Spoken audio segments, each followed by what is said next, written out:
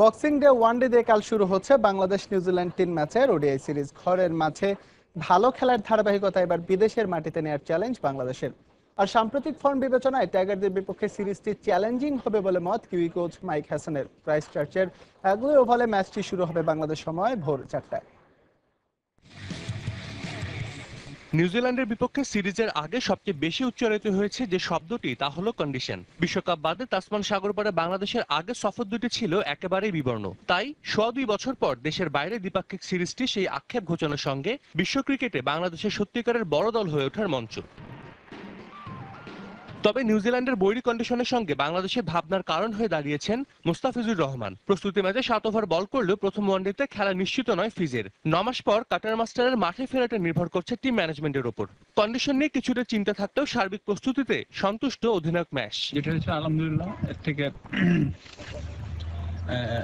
এর থেকে বেটার আর কিছু সম্ভব ছিল না, কারণ ধরেন টাইমিং এর ব্যাপার আছে, জার্নির ব্যাপার আছে, অনেক ট্রাভেল হচ্ছে। কালকে হয়তো একটু ক্লাউডি থাকবে এবং যেটা ওয়েদার ফোরকাস্ট আছে, সো এখন ওইগুলো অ্যাডজাস্ট করে খেলতে হবে। আর ফর দ্য বেস্ট, আশা করছি ইনশাল্লাহ ভালো খেলার চেষ্টা করবো। My fielding coach, because I was back there, you saw that I was not in the middle, so I'll get the feedback from him and how he goes, and then feedback from the physios and fits himself. So if he's feeling 100%, then it's a very good chance of him making into the level. ঘরের মাঠে New Zealand বরাবর বেশ ভালো খেললেও সবশেষ দুটি ODI সিরিজে তারা হেরেছে বেশ বাজেভাবে। অস্ট্রেলিয়ার বিপক্ষে চ্যাপেল হ্যাডলি ট্রফিতে হোয়াইট ওয়াশ হয়েছে ব্ল্যাক ক্যাপসরা। অবশ্য কিউই কোচ মাইক হ্যাসন আত্মবিশ্বাসী এই সিরিজেই ঘুরে দাঁড়াবে তার দল, যদিও বাংলাদেশের সাম্প্রতিক ফর্মে মাশরাফিদের সমীহ করছেন স্বাগতিক কোচ।